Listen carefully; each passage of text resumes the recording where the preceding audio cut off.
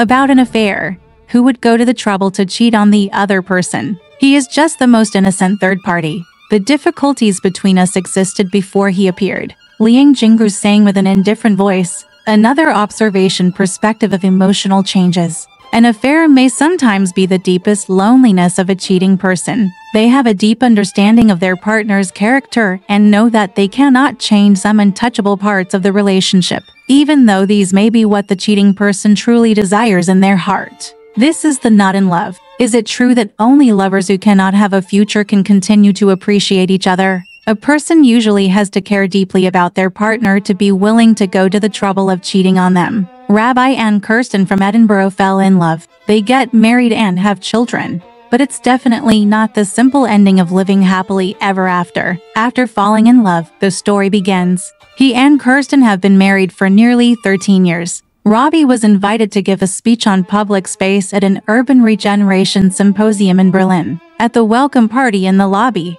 he didn't know anyone and had to pretend he was waiting for his colleagues. After returning to his room, he immediately called home. The children have just finished taking a bath. I love it when you're not around, Isra said. Mom lets us watch movies and eat pizza, as Isra spoke.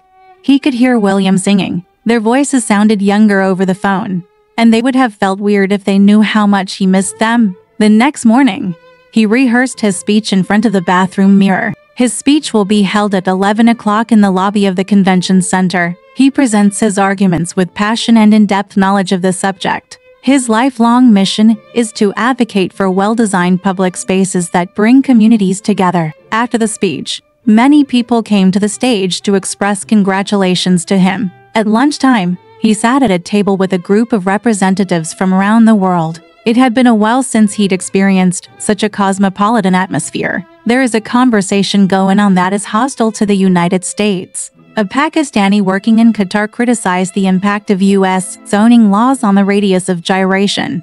A Dutchman accused the U.S. elite of not caring about public welfare, and a Finnish representative criticized the U.S. public's concern for fossils. Fuel dependence can be compared to the relationship between a heavy smoker and opium. There was a woman sitting at the end of the table, her head tilted, a helpless smile on her face. I know it's best not to defend my country when I'm overseas, she finally interjected. Of course, I share your disappointment in America, but I still feel deeply patriotic about my country. Just like if I had an alcoholic and neurotic aunt, I would still stand up for her when someone said bad things behind her back. Lauren lives in Los Angeles, where she teaches at the University of California, Los Angeles, and is currently studying the impact of immigration in the San Bernardino Valley. She has shoulder-length brown hair and gray-green eyes and is 31 years old. Rabbi tried his best not to stare at her. Her beauty was not doing him any good in his current situation. He still had an hour before the seminar started again, so he decided to take a walk outside in an open space that was barely a garden. Although Lauren's fitted dark dress was discreet, he remembered every detail of it. The bracelet she wore on her left arm kept coming to his mind. He glimpsed a tattoo beneath it, on the inside of her wrist, an unintentional reminder. He realized with dismay a generational divide between the two of them. In the evening, in the corridor leading to the elevator, he was looking at some brochures, and she happened to walk over. He smiled awkwardly, feeling a twinge of sadness. The reason was that he would never really know her, that her deeper personality, as evidenced by the purple canvas bag she slung over her shoulder, would never be familiar to him, and that after all, he only gets to live one life. However, she declared that she was hungry and suggested that he go with her to have tea with her at a wooden-walled bar next to the commercial center on the first floor. They sat down on the leather benches by the fireplace. There is a white orchid behind Lauren. Their conversation was mainly filled with questions from him, so he learned bits and pieces about her. Rabbi sometimes listened intently to what she said, and sometimes thought about what she meant. She was herself on the one hand, but also all those people he'd admired over the past 13 years, but knew better than to be too curious about. Rab thought that it must be close to bath time at home. How easy it was for him to destroy his life. All he had to do was move his hand 10 centimeters to the left. Tell me about yourself, she said. Well, he studied in London and later came to Edinburgh. Although he is very busy at work, He likes to travel whenever he has the opportunity. Yes. He left out an important aspect of his life. What did you do today, Dad? He could hear his children asking him, but it would be better for these two children not to exist at the moment. I couldn't face that dinner with representatives from various countries, she said at 7 o'clock. Just after Eichmann came over to ask if they wanted a cocktail. So the two of them walked out of the bar together. His hands trembled slightly as he pressed the elevator button. The frankness of the middle-aged seducer is rarely the result of confidence or arrogance, but rather an anxious desperation born of a sympathetic awareness of the approaching death. Her room was almost exactly the same as his in terms of layout and furnishings, but the atmosphere was surprisingly different. A purple dress hangs on one wall. A new museum catalog is placed next to the TV. An open laptop is placed on the desk. And there are 2 postcards in front of the mirror, both of which feature the same painting by Goethe. Her phone was plugged into the nightstand stereo provided by the hotel. She asked him if he had ever heard of a singer. Then with a few taps on her phone screen, she started playing her album.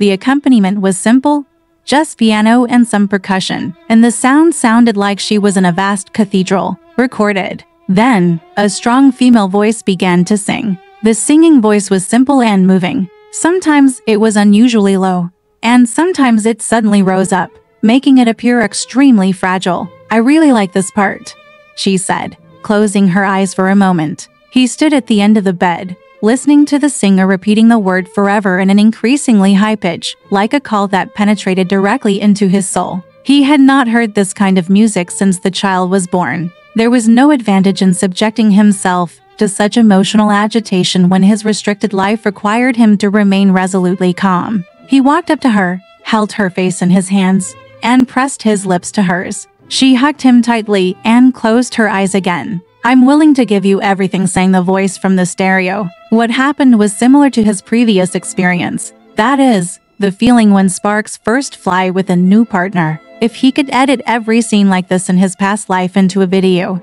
the total length might not exceed half an hour, but these scenes would be the best moments of his life in many aspects. He felt as if he had awakened a part of him that he thought was long dead. Men who have pitiful self-doubt pose a great danger because they lack confidence in their own attractiveness and must constantly check whether they can be accepted by others. She dimmed the lights. Although they are both women, there are so many subtle differences. Her tongue is more curious and eager. She arches her back when he is close to her belly. The skin on her legs is firmer, and the skin tone on her thighs is darker deep. What can stop him now? The idea that this was a big mistake had been thrown out of his mind. Just like an alarm clock that doesn't wake a sleeping person. After they were done, they lay quietly, their rapid breathing gradually calming down. What is your wife like? She asked with a smile. He couldn't judge the intention of her question from her tone, and he didn't know how to answer. The challenges he and Kirsten face feel too personal to share, even though they have now attracted a new, relatively innocent satellite into their orbit. She's very nice, he stammered. Lauren still had that unfathomable look on her face, but she didn't ask any further questions. He touched her shoulder. He couldn't say that he was bored at home. He didn't disrespect his wife, nor did he even stop desiring her body. No.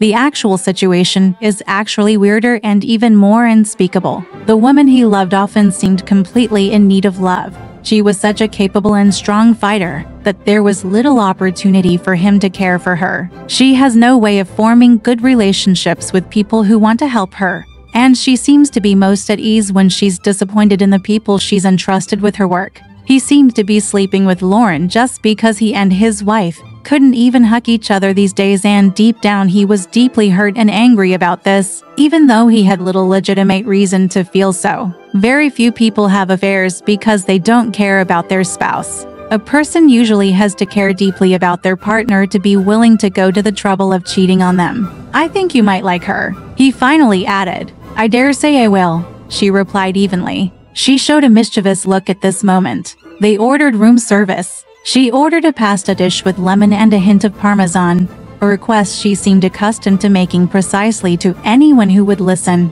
Robbie, who easily flinched when being served, admired her take-no-prisoners approach. Rather than go into bed itself, what really attracted him was the intimacy afterwards. It's one of the oddities of our time, The easiest way to strike up a friendship with someone is to ask them to take off their shirt. They are warm and considerate towards each other, and neither of them has the opportunity to disappoint the other. Both of them were capable, generous, dependable, and forthright. And his jokes made her laugh. His accent was quite charming, she said. It made him feel lonely when he thought about how easily he could be liked by someone who didn't actually know his feelings. They chatted until midnight, then fell asleep chastely on either side of the bed. In the morning, they headed to the airport together and had a cup of coffee in the check-in area. Keep in touch, if you can, she smiled. You are a rare good person. They held each other in a tight embrace, expressing the pure emotion that only two people who have no further intentions for each other can have. Lack of time was one of their privileges, and in the absence of it they could always remain charming in each other's eyes. He felt tears welling up in his eyes, and tried to calm down by turning his gaze to an advertisement for a watch endorsed by a fighter pilot. Since they would be separated by an ocean and a continent, he would be able to give vent to his desire for intimacy. Both of them can be heartbroken for the intimacy they desire without suffering the consequences that would come with obtaining it. They will never resent each other. Only lovers who cannot have a future can continue to appreciate each other. Different eras, different loves. The evolution of modern love, and the evolving love of modern people. Alright, this part of the story ends here. Want to know what happened next? Let's listen to the breakdown next time.